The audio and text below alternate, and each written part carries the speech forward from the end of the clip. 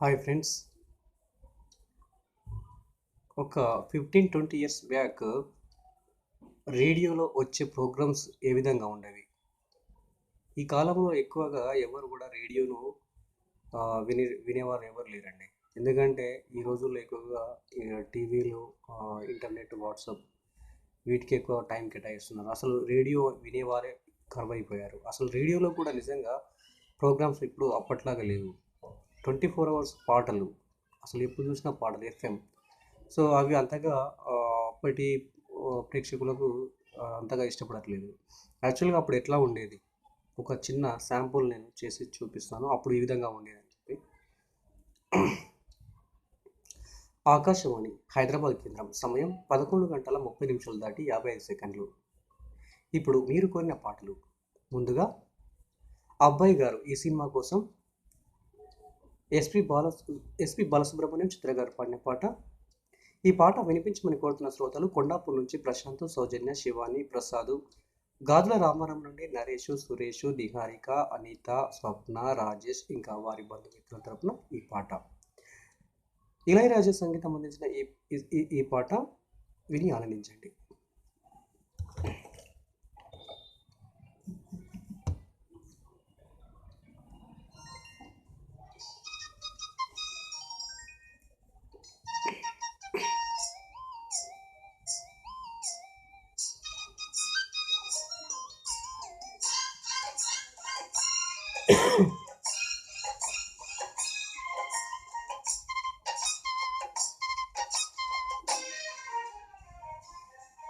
కూసింది కోయిలమ్మ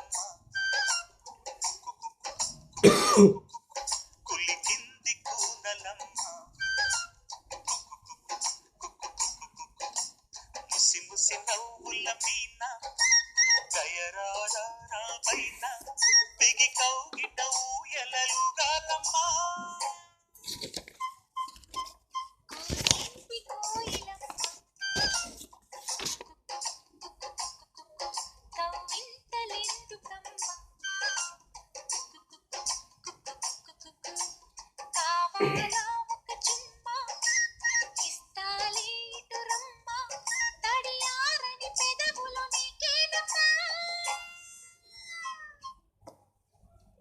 ఆకాశవాణి సమయం 2 గంటలు. ఇప్పుడు వార్తలు.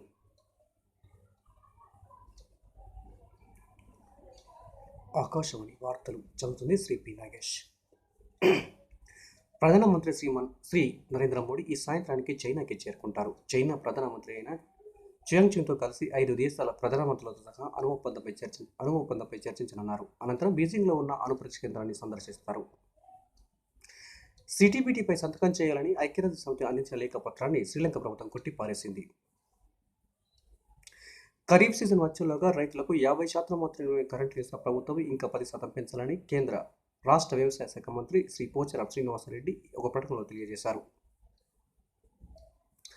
రోజురోజుకి శిశుమరణ శాతం పెరుగుతోందని, అన్ని ప్రభుత్వ వైద్యశాలలో సక్రమంగా వైద్యాన్ని అందించాలని రాష్ట్ర వైద్య శాఖ మంత్రి శ్రీ కొనిదెల శివరాం ఒక సమావేశంలో తెలియజేశారు. వచ్చే శుక్రవారం జరగబోయే 10వ తరగతి సంవత్సర పరీక్షలకు కట్టుదిట్టమైన ఏర్పాట్లు చేస్తున్నట్లు సెకండరీ ప్రకటించింది. పరీక్షల సమయంలో ఎలాంటి అవకతవకలు జరగకుండా తగిన జాగ్రత్తలు తీసుకుంటామని హామీ ఇచ్చింది. ఆకాశవాణి వార్తలు వింటున్నారు. కేంద్ర పౌర సరఫరాల శాఖ మంత్రి శ్రీ సీతారాం యేచూరి తన పదవికి ఇచ్చిన రాజీనామా పత్రాన్ని తిరిగి వెనక్కి తీసుకునే ప్రసక్తి లేదని ఒక సమావేశంలో తెలియజేశారు. జపాన్ నగరమైన టోక్యో నగరంలో ఓ ప్రైవేటు ఉక్కు కర్మాగారంలో భారీ అగ్ని ప్రమాదం సంభవించింది. ప్రమాదంలో 250 మంది మరణించగా 50 మంది గాయపడినట్లు జపాన్ రక్షణ దళం వెల్లడించింది. ఈ ప్రమాదానికి సరైన కారణాలు ఇంతవరకు లభించలేదని జపాన్ రక్షణ దళం వెల్లడించింది. మాజీ రాష్ట్రపతి శ్రీ జైల్ సింగ్ నిన్న ఢిల్లీలోని అపోలో ఆసుపత్రిలో మరణించారు. ఆయన వయసు 83 సంవత్సరాలు. గత 3 మాసాల నుండి శ్వాసకోశ సంబంధిత వ్యాధితో బాధపడుతూ నిన్న సాయంత్రం ఆయన తుది శ్వాస విడిచారు.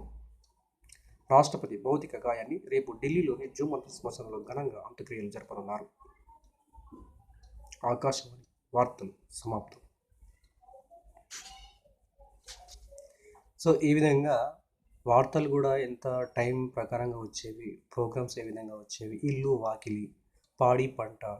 సో ఇలాంటి ప్రోగ్రామ్స్ అసలు ఈ రోజుల్లో ఇంకా మనం చూడలేము. నిజంగా ఆకాశవాణి హ్యాట్స్ ఆఫ్ అండి.